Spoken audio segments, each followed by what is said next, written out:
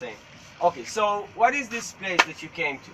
So as you see, there's a small and very old structure on the beach, really perfect location, and you must wonder how did we get it.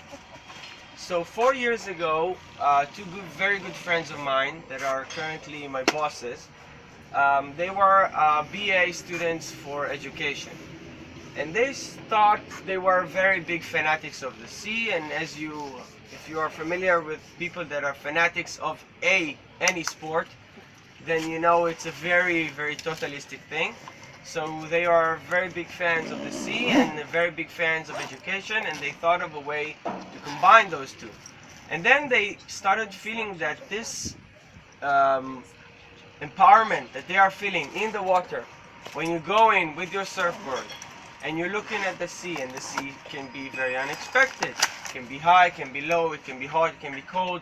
And this feeling that you go into the sea and you try to do something you might even succeed, this feeling is very important, it's very big for them. So they thought this could be an interesting tool for education. So they wrote a program, and then they started looking for places in Tel Aviv where they can experiment with the program.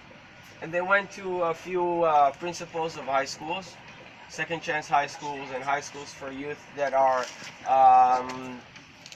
dropped out of one or two places already. And they found, after 5 or 6 places that they tried, they found one brave principal, and he said, well, this sounds completely crazy, but we'll give it a try.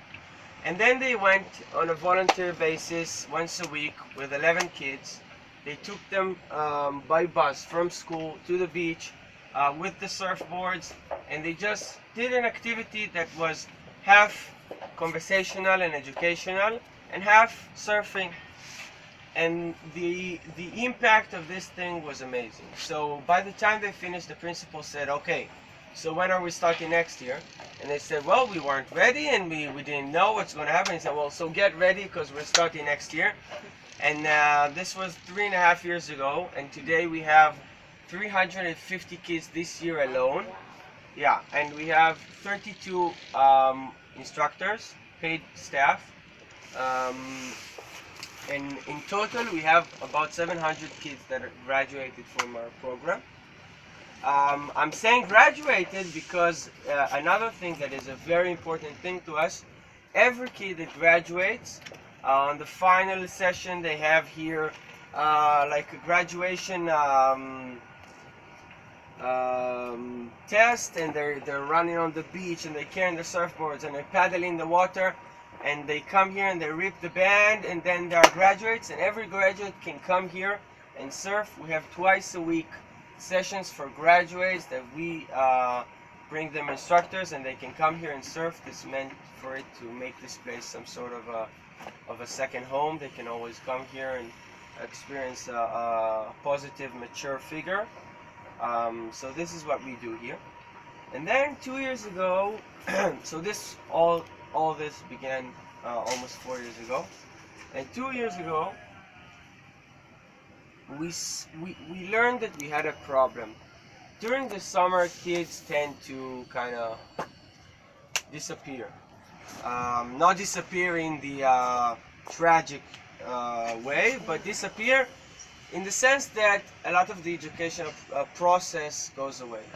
Because the schools, they close early, or they close at all, and then it starts with alcohol, and then drugs, and then street violence, and then everything you know. So this was a bit of a problem, and we thought, what can we do to give those kids an answer to this summer? And then we established a second initiative, some kind of a continuing initiative. This one is not an NGO, it's not a non-profit, it's a business. We started what we call a social business. And in this business, we employ some of our most excellent graduates, and they work in fun days, events, and seminar as this one that you're experiencing right now. So with me, we have Michael. Michael, I think usually he likes that I call him this American way. In Hebrew, we say Michael. But I like to call him Michael. So Michael is also a very good friend of mine. He's been working here for this is his second summer working here. Next summer he will be recruiting to the army, so I'm gonna have to keep in touch with him over the phone. But as you will see today, he is grown very professional. So all those graduates that we employ here, we fund for them instructor course in Wingate Institute. Certified instructors, surfing instructors that they are, and they work here during the summer. So this is a very good experience for us as instructors to work with former pupils. And as you will see today, he's not as bit less professional than I am. So this is a very nice thing that we started. So this is what we do today. We have the business initiative and the NGO working side to side with this beautiful structure that we got from the municipality of Bat Yam. We have 3 more locations, so we have 4 locations in Israel, going from here up north, Tel Aviv, Mevot Yam, and Kfar Galim, which is just before Haifa. And that's it. I think it's a very good time for questions, if you have any. How do you find the kids? Do they enroll themselves? Their parents enroll? That's a very good question. So, what's your name? Adam. Adam the Pro is asking. I got another one too. Is asking how do we find the kids? So this is a very good question. So what we always know is that our program cannot stand alone. We work very close with all the other educational aspects in the kids' life. So we work only with schools. We have second chance schools and professional schools and boarding schools.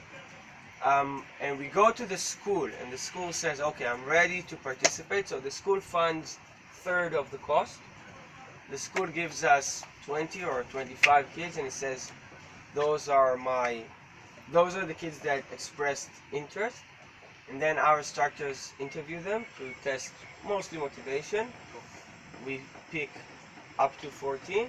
Those 14 will be the group. And every session is accompanied by a representative from the school. We tell the school, you have to bring us someone to create this connection.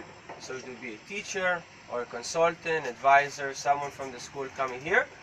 And then in the end of every session, the instructor writes a small 1-page report of how it was. We send it over to the school.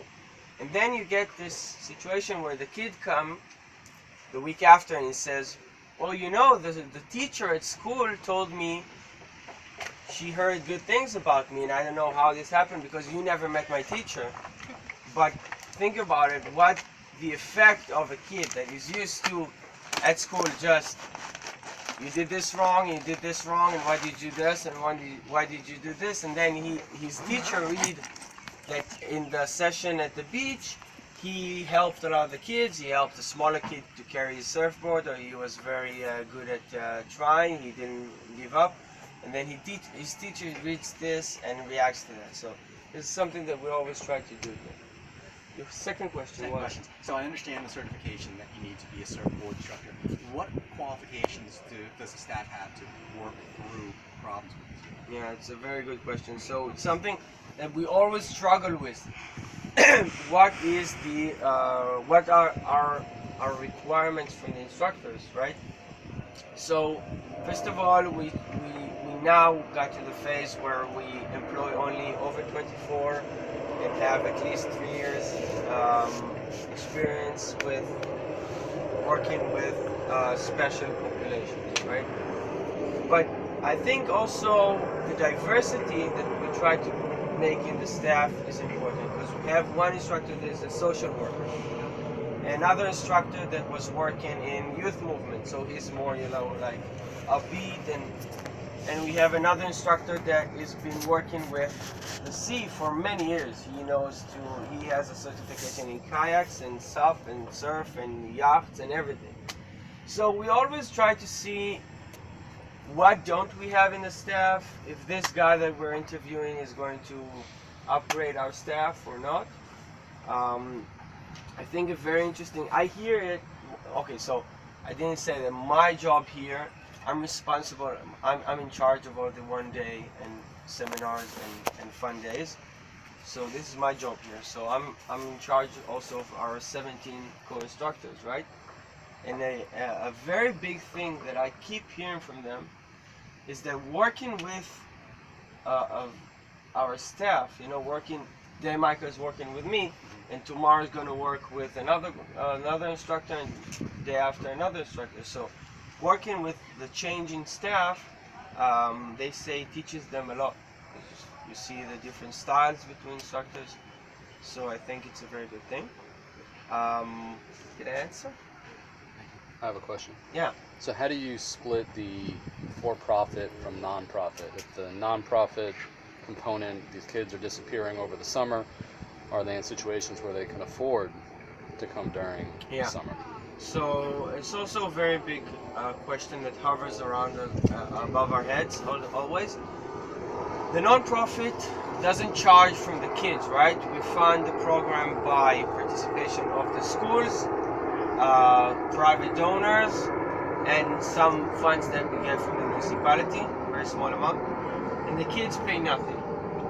And then they graduate and they can keep coming here twice a week for no pay. And the business initiative works separately. We have separate bank accounts and separate. We pay the taxes separately and everything separately.